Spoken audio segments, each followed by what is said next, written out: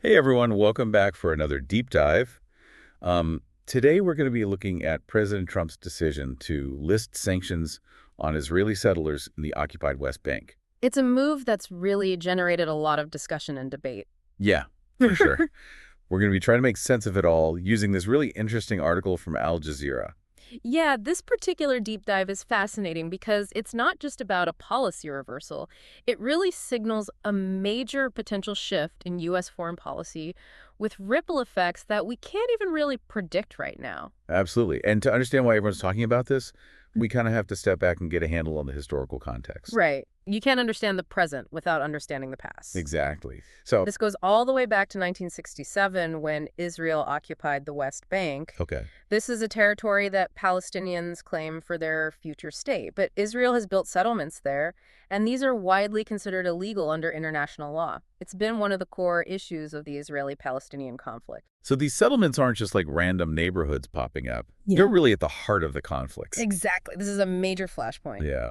And into this already very complex scenario, enter the sanctions. Okay. In February 2025, President Biden imposed targeted sanctions on certain individuals and groups engaged in violence against Palestinians in the West Bank. When you say targeted sanctions, what does that actually mean? Like, what were they trying to do? These sanctions were meant to freeze any U.S. assets held by those people and groups. Right. And they also barred any U.S. entities from doing any business with them. I see. The whole goal was to use financial pressure as a way to send a really clear message Got it. that the U.S. was serious about putting a stop to the violence and protecting the possibility of a two-state solution, which, just so everyone's on the same page, refers to the idea of having both Israel and an independent Palestine existing side by side. Right. So it was more than just like symbolic condemnation. They were actually trying to hit these actors where it hurts, their wallets. Precisely. And it's important to note that this wasn't a decision that was made out of the blue. There was mounting concern internationally about the growing violence in the West Bank from settlers. Right. The Biden administration at the time was saying that these sanctions were absolutely necessary to stop things from getting even worse and to protect the peace process. Then fast forward to January 21st, 2025. Yeah. Trump is back in the White House, and he just wipes those sanctions off the book. It was a very bold move right out of the gate. Yeah? One of several, actually, and it definitely shook things up in the international community. I mean, you can almost feel the tension just thinking about it. Absolutely. I can only imagine how Palestinians are feeling right now. Yeah, their response was overwhelmingly negative. Yeah. Makes sense. Yeah. The Palestinian Ministry of Foreign Affairs even released a statement saying, and I quote, "Lifting sanctions on extremist settlers encourages them to commit more crimes against our people." Wow. They're basically saying that removing these consequences is only going to make things worse and embolden those who are already engaging in violence. And it's all happening against a backdrop of already rising tensions and violence. Tragically, yes. The Al Jazeera piece that we're looking at here points out that since the war in Gaza, back in October 2023, at least 860 Palestinians have been killed in the West Bank due to attacks by both the Israeli army and settlers. Wow. And of those, 175 were children. That's heartbreaking. It really underscores the human cost of this conflict. We're not talking about some abstract political game. We're talking about families being torn apart, real lives lost. Absolutely. And that's why this decision to lift sanctions has so many people on edge. It almost feels like adding fuel to the fire. You got it. Okay, so we've talked about how Palestinians are reacting to this, but what about the Israeli side? How are they viewing this? Well, on the Israeli side, the reaction from officials has been pretty much the opposite. Yossi Dagan, the head of the Northern West Bank Settlements Council, said that this was a historic decision and that it shows that the United States has returned to being our friend. So they see it as a win, like a confirmation that they're in the right. Yeah, there's definitely a sense of validation there. Okay. But particularly for some of the more far-right Israeli figures. Itamar Ben-Gvir said that it was a righting of an injustice. So he's basically saying the sanctions were never fair to begin with. Yeah, he seems to believe that. So there's a pretty big ideological divide here, too, not just a political one. Oh, absolutely. It gets to the core of some deeply held beliefs. Bezalel Smotrich, another key figure in the Israeli government, saw Trump's move as a sign of his deep connection to the Jewish people and our historic right to our land. Right. This goes way beyond just politics. It taps into these really profound beliefs about history and religious ties to the West Bank, which, as we've already said, are heavily disputed under international law. It seems like there's so much tied up in this one decision: politics, ideology, religion, history. Exactly, and that complexity is what makes this whole thing so fascinating to explore, but also so difficult to really understand. Yeah. It's like trying to untangle a giant knot. Okay, so we've heard from both the Palestinian and Israeli perspectives. But before we get into what all this means for the future, I want to go back to the Biden administration. Okay. You mentioned that they felt pressure to do something. So what was it that led them to impose these sanctions in the first place? What was the thought process there? The Biden administration had repeatedly urged the Israeli government to hold settlers accountable for actions that they saw as basically making a two-state solution impossible. Oh. They saw things like settlement expansion and the violence as obstacles to peace. So in their view, Yeah. the sanctions were a way to try to push Israel toward a more moderate approach and de-escalate the situation. So it was a way to say, hey, you can't say you're committed to a two-state solution and then just ignore these actions that are making it harder to achieve. That's a good way to put it.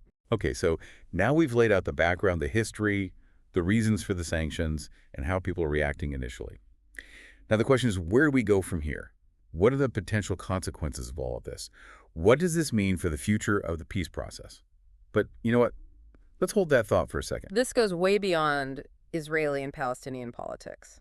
This has the potential to really shake things up globally. Okay, so zoom out for us. Yeah. What's the big picture here? Help us understand the potential fallout from this. I think the most immediate concern is what this means for the peace process between Israelis and Palestinians. It was already fragile. Right. Remember, the sanctions that the Biden administration put in place were partly meant to show their commitment to a two-state solution. Right. By getting rid of them, Trump is sending a very different message. Yeah. It suggests that the U.S. might be backing away from supporting a Palestinian state and that they're okay with actions like settlement expansion that many see as roadblocks to peace. So it's not just about the sanctions themselves, it's about what this signals about the bigger picture. Yeah. Yeah, exactly. And this is all happening in a region that's already so full of tension and mistrust. Right. Put yourself in the shoes of Palestinians. They've seen decades of broken promises and things not working out. Mm-hmm. This move could make them even more disillusioned and distrustful of any peace efforts led by the U.S. Yeah, it's got to be hard to believe in a fair peace process if they feel like the U.S. is always going to side with Israel no matter what. It makes it hard to even want to come to the negotiating table when you feel like things are already stacked against you. Okay, so we've talked about the peace process, but what about the potential for violence? Things are already so tense in the West Bank. That's a huge concern. Lifting the sanctions could make settlers feel like they can do whatever they want without any consequences, and that could easily spark a backlash from Palestinians. It's like a recipe for a dangerous cycle of violence. So this is not just hypothetical. We could see real people getting hurt, even killed. Yeah, that's a very real possibility. We already saw a big increase in settler violence, even with sanctions in place. It's not hard to imagine it getting worse if those sanctions are gone. And it's important to remember that this violence doesn't just affect Palestinians. Israeli civilians and soldiers are at risk too. You're right. Violence always leads to more violence. It creates this horrible cycle of fear and revenge that's almost impossible to escape. Everyone ends up losing. It sounds like a no-win situation for everyone involved, except maybe for the most extreme groups on both sides who actually might benefit from the conflict continuing. Sadly, that's true. The voices of moderation and those calling for peace often get drowned out by the people who thrive on division and hostility. Okay, so we've talked about the peace process and the risk of violence, but there's another piece to this. What about the international community? How are other countries going to react to this change in U.S. policy? That's where things get really interesting. The U.S. isn't acting in a vacuum. Their decisions have global consequences, especially in a situation as sensitive as this one. Other countries are paying close attention, and they're not just going to sit back and do nothing. So we could see this decision influencing how other countries interact with Israel and Palestine. Definitely. It puts U.S. allies in a tough spot. Take some European countries, for example. Why? They've been critical of Israeli settlement expansion. Some even have their own sanctions in place targeting those activities. Now they have to decide. Do they align with the U.S. even if it goes against their own principles? Or do they stick to their stance and risk damaging their relationship with a key ally? It's a real diplomatic balancing act. Exactly. They're trying to juggle their commitment to international law with their desire to stay on good terms with the U.S. It's a tough position to be in. And what about countries that tend to be more supportive of the Palestinian cause? For those countries, this move probably reinforces the idea that the U.S. is biased toward Israel. It could damage trust even further and make it even harder to find common ground and work toward a negotiated solution. So this could actually end up isolating the U.S. on the world stage. It's definitely a possibility. And that isolation could have major consequences.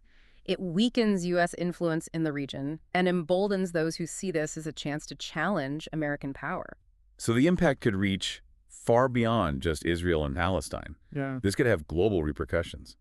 You got it. Yeah.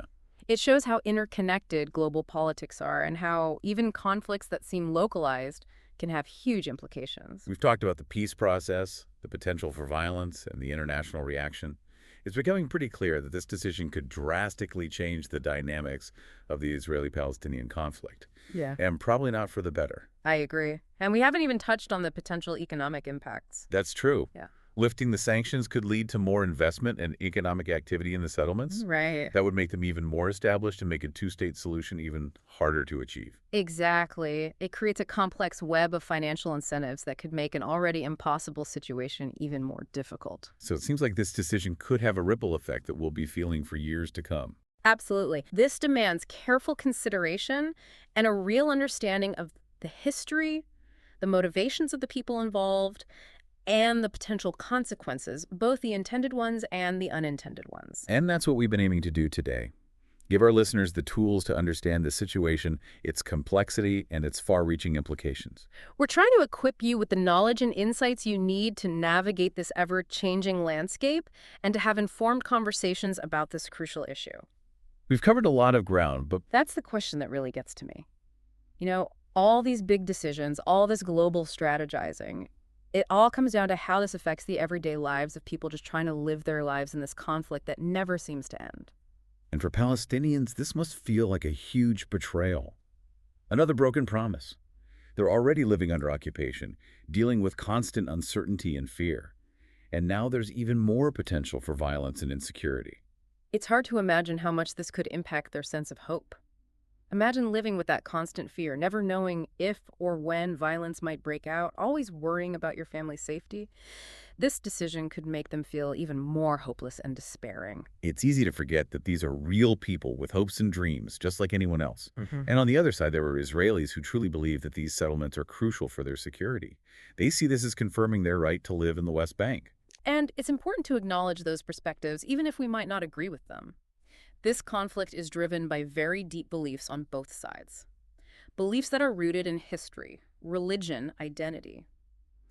To move forward, we have to understand how complex those beliefs are. We can't just dismiss them. And those beliefs are often connected to trauma and loss.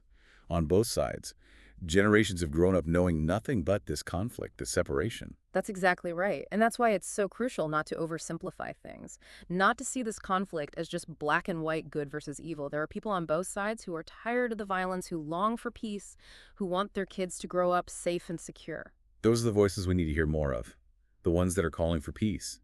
Because in the end, a real lasting solution has to come from the people directly involved, from a willingness to compromise and recognize each other's humanity. I couldn't agree more. Outside forces can help, but real peace only happens when those who are most affected choose to stop fighting and choose dialogue instead. So the question is, what's next? What happens now? No one can predict the future, but it feels like we're at a turning point. This decision could either make things much worse or, and this seems less likely, it could be an opportunity for both sides to pull back and try a different approach. You're right. This is a critical moment. Hmm. We need to pay attention to what happens next and be willing to look at the complexities without searching for simple answers or solutions.